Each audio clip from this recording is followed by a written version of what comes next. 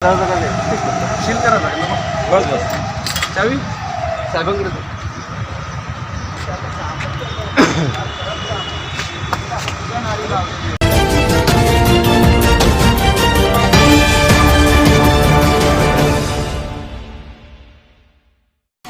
भिवंडी शहर ही नहीं, भिवंडी शहर के आसपास ठाना ज़िला, महाराष्ट्र ही नहीं पूरा हिंदुस्तान।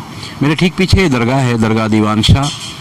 अभी अभी उर्स ख़त्म हुआ है और उर्स में मैंने खुद बड़ी कोशिश की थी यहाँ की न्यूज़ें बनाने की, और बीच बीच में बातें आती रही कि दरगाह की जो ज़मीनें थी वो कहाँ गई, और आज फिर एक मामला सामने आ गया। हालांकि आज इतवार का दिन है, रविवार है, आज महानगर पालिका बंद होती है और भिवंडी शहर में एक चलन हो गया, 2 नंबर का जो स्लेब का काम होता है, झोल जाल का कारोबार, सब यहाँ रविवार के दिन यानी इतवार के दिन किया जाता है आमतौर से। तो आज दरगाह की ज़मीन पर इस तरह का काम चल रहा था और भिवंडी शहर के सामाजिक कार्यकर्ता जाहिद मुख्तार ने उस काम को रुकवाने के लिए कोशिश की। और बड़ी बात यह है कि महानगर पालिका आयुक्त पंकज आशिया ने इस अवैध काम को रोकने के लिए जो मिक्सर मशीन है, दूसरे सामान है, वो जब्त कर लिया और मुख्यालय में जमा कर दिया। इस वक्त जाहिद मुख्तार मेरे साथ में है। जाहिद, क्या हुआ था दरगाह के ताल्लुक से जो ज़मीन है उस पर आज जो काम चल रहा था? पहली बात तो मैं इस शहर आपके टीवी चैनल के माध्यम से बोलना चाह रहा हूँ कि ऐसी जगह फ्लैट ना लो। ये दरगाह दीवान साहब रहमतुल्लाह अलैह की वक्फ की प्रॉपर्टी है, जहाँ पर रजिस्ट्री भी नहीं होती है और ना वहाँ पे कोई ऐसी फैसिलिटी आपको मिल सकती है। आप अपनी मेहनत का पैसा ऐसी मत लगाओ जिससे आपके आने वाली नस्ल को नुकसान हो। साथ ही साथ आज बहुत बड़ा कार्रवाई डॉक्टर पंकज आशिया साहब की तरफ से हुई है। माली साहेब, इकडनं निघायचं का? इकडनं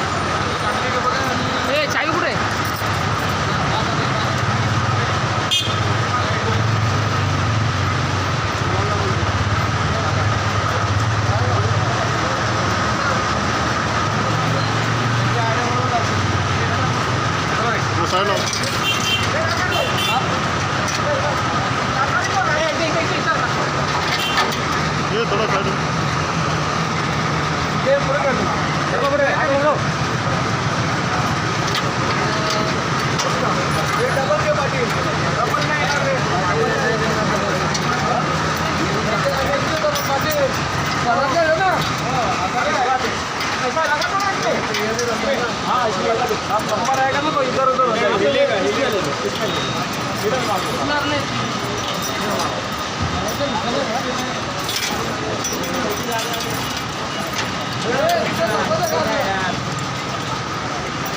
जवळ आहे ना तेवढा बरा.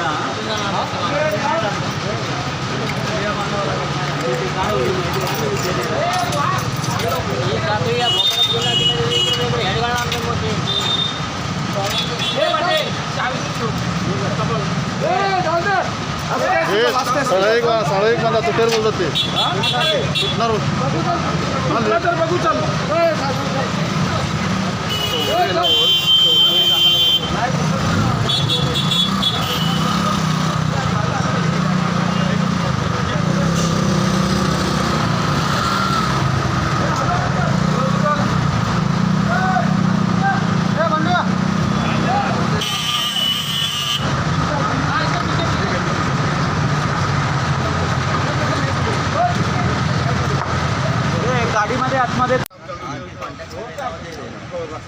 पाठीला थोडा आला पाहिजे आता. अरे पुढच्या ह्याच्यात घे ना परत नाही.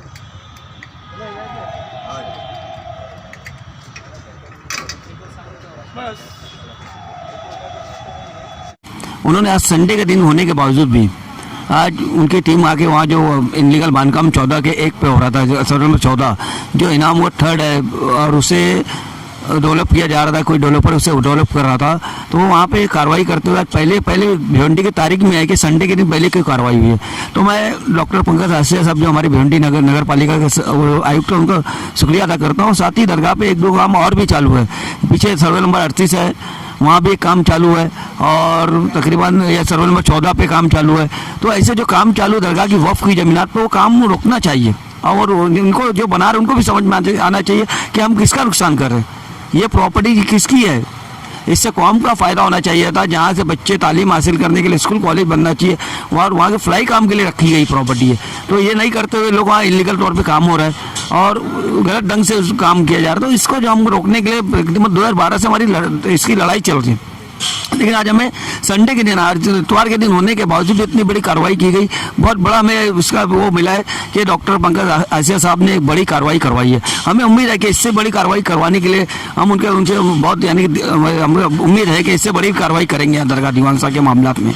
और ये दरगाह दीवान शाह रहमतुल्लाह अलैह जो है ये हर मज़हब के लोगों को मानने, इनको हर मज़हब के लोग मानते हैं.